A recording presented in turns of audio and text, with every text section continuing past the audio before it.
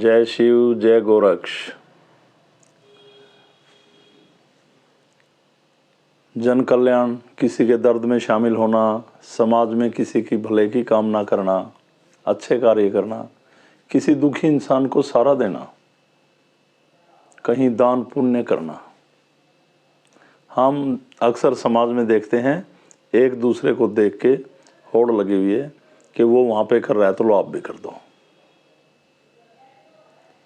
पर वो अपना नाम करने के लिए भाई बस, और देते ही ये सोचते हैं कि लो भाई हमने पुण्य कर दिया, हमने इस आदमी का भला कर दिया, हमने वहाँ जन कल्याण के लिए ये किया, बस अब परमात्मा तो खुश हो गया होगा। ये आपने मन से किया, आत्मा से नहीं किया। एक औरों को देख के इच्छा जागी, और ऐसे काम वहां पे कर रहे हैं लोग जहां पे दुखी लोग नहीं हैं। सही दुखी लोग, समाज से प्रताड़ित लोग,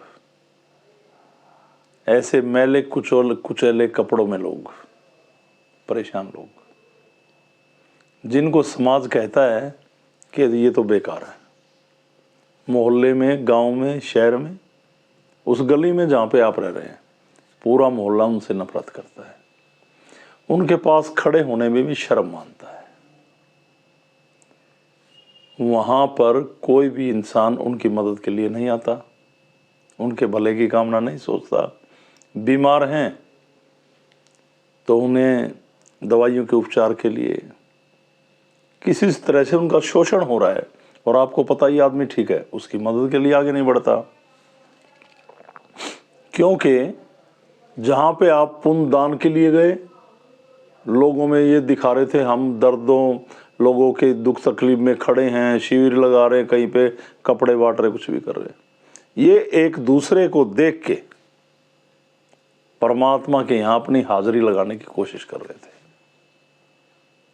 पर ऐसे परमात्मा की शरण में कहीं कोई फायदा नहीं, कुछ भी नहीं होता जब तक आप आंतरिक भाव से ना करें।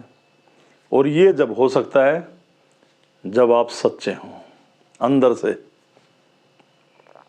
एक सच्चा इंसान ही उसकी मदद में खड़ा होगा जो शोषित है, परेशान है, जिससे सारा मोहल्ला, सारा शहर, सारा गांव, पूरी आपके गली के लोग नफरत कर रहे हैं।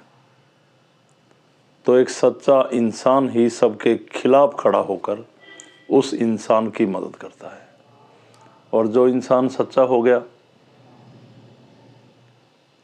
उससे लोग नफरत करने लग जाते हैं। ये कैसा इंसान है, किसकी मदद कर रहा है? क्या कहेंगे लोग, ये सोचते हैं लोग ऐसा काम करने से पहले। पर जिसके अंदर सच्चाई कूट कूट के भरी हो, वो पूरे समाज और पूरे मोहल्ले की टक्कर लेके अपनी आंतरिक शक्ति से निर्णायक फैसले लेता है और किसी की मदद करता है। सच्चाई और नेक कर्म हमारे दिल में, हमारी आत्मा में बसते हैं, हैसियत में नहीं। ये ध्यान रखना। लोग कहते हैं कि मेरे पास तो पैसा नहीं है, मदद करता, यूं करता। मेरे भाई, जिसके पास कोई खड़ा होने को तैयार नहीं, आप अगर उसका हाथ थाम के भी खड़े हो जाओगे ना, तो भी उसको एक जीवन मिलेगा।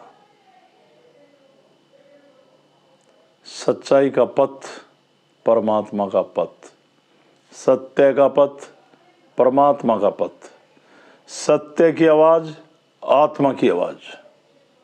इस बात को समझ लेना।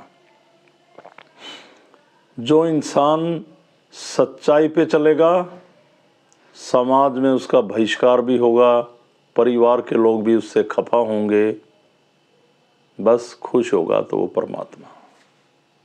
पर हम वो कार्य करते हैं जिससे समाज खुश हो, हमारे घर के लोग खुश हों, मोहल्ला खुश हो। कोई मरे तो मरे, यूं कहते हैं, अरे क्या जरूरत है उसकी मदद करने की, बदनाम आदमी है बेकार में। और आपको पता है वो बदनाम कैसे हुआ।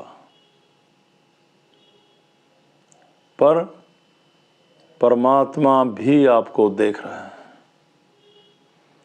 उस परमात्मा से लगन लगाओ, अपने अंदर सच्चाई को जागृत करो और हर जीव की, हर प्राणी की, इन पेड़ पौधों की रक्षा करो। ये मत देखो क्या कर रहा है। दिल में तो उठता है सभी के, पर बात वहीं पे आ जाती है क्या कहेंगे लोग। परमात्मा तो आपने एक ऐसा मान रखा है कि इस समाज के आगे परमात्मा की जैसे कोई हैसियत ही ना हो,